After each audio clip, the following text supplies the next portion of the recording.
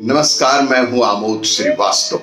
Amazing thought, amazing message, amazing information की दिशा में आज एक कदम और आगे। आज के इस दो चिंतन का विषय है वेद वाक्य तथा मन की गंदगी। आपको ये मेरा वीडियो अच्छा लगे तो लाइक करें, शेयर करें और लाल बटन दबाकर सब्सक्राइब अवश्य करें। साथ ही बेल आइकन दबाना बिल्कुल ना भूलें। आज के इस प्रथम चिंतन का विषय वेद वाक्य। वेद प्राचीनतम हिंदू ग्रंथ है। ऐसी मान्यता है कि वेद परमात्मा के मुख से निकले हुए वाक्य हैं। वेद शब्द की उत्पत्ति संस्कृत के विद शब्द से हुई है और विद का अर्थ होता है जानना या ज्ञानार्जन। इसलिए वेद को ज्ञान का ग्रंथ भी कहा जाता है। हिंदू मान्यता के अनुसार ज्ञान शाश्वत है, अर्थात सृष्टि की रचना के पूर्व भी ज्ञान था एवं सृष्टि के विनाश के पश्चात भी ज्ञान ही शेष रह जाएगा। चूंकि वेद ईश्वर के मुख से निकले और ब्रह्मा जी ने उन्हें सुना,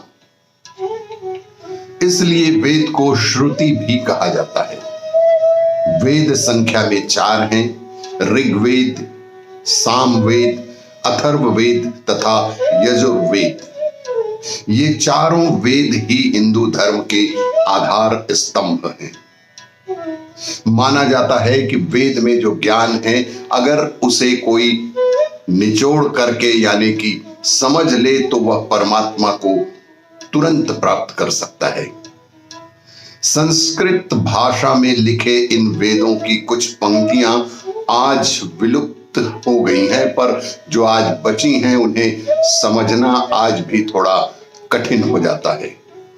श्लोक संस्कृत की 2 पंक्तियों की रचना जिनके द्वारा किसी प्रकार का कथन किया जाता है को श्लोक कहते हैं। प्रायः श्लोक छंद के रूप में होते हैं, अर्थात इनमें गति, यति और लय होती है। छंद के रूप में होने के कारण ये आसानी से याद हो जाते हैं।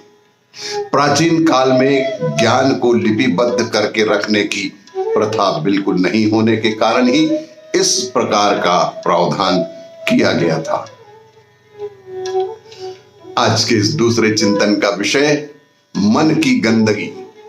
मन की गंदगी को अच्छे विचारों से साफ करें। रामकृष्ण परमहंस बहुत अलग स्वभाव के संत थे। वे जो भी काम करते चिंता मुक्त होकर करते थे। बातचीत करते करते रोने लगते थे, कभी खड़े होकर नाचने लगते, देवी की मूर्ति के सामने खड़े खड़े बेहोश भी हो जाते थे। परमहंस जी के शिष्य जानते थे कि उनके गुरुजी जो भी काम करेंगे निराले ढंग से ही करेंगे, लेकिन वे एक काम बहुत डूबकर और ध्यान में करते थे। वह काम था अपना लोटा मांजने का। परमहंस जी के पास एक लोटा था जिसका उपयोग निजी कामों के लिए वे किया करते थे। वे इस लोटे को दिन में 3 से 4 बार मांजते थे। रात में सोने से पहले और सुबह उठने के बाद वे लोटा साफ करना भूलते नहीं थे। वे लोटे को साधारण ढंग से नहीं बल्कि बहुत गहराई से रगड़ रगड़ कर साफ करते थे। अंगूठे से लोटे को अंदर बाहर से चमका ही देते थे। शिष्य रोज ये काम करते हुए परमहंस जी को देखते थे। उन्हें आश्चर्य भी होता था कि परमहंस जी इस काम को इतना डूब कर क्यों करते हैं। लोटा तो कोई भी मान सकता है, वे खुद ये काम इस तरह से क्यों करते हैं। एक दिन शिष्यों ने अपने गुरु से पूछ ही लिया कि आप लोटे को इतनी तन्मयता से क्यों धोते हैं? क्या इसके पीछे भी कोई राज है?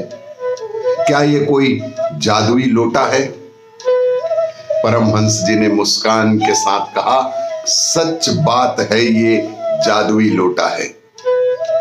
मैं जब इस लोटे को साफ करता हूं तो ये मानकर करता हूं कि ये मेरा मन है, कि ये मेरा लोटा मेरा मन है।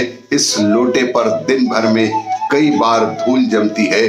ठीक इसी तरह हमारे मन भी हर पल गंदगी जमा होते रहती है।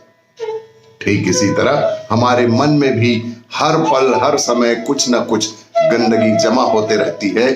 इस लोटे को इतनी अच्छी तरह मांजता हूं तो ये मुझे सीख देता है कि हमारे मन को भी इसी तरह साफ करते रहना चाहिए।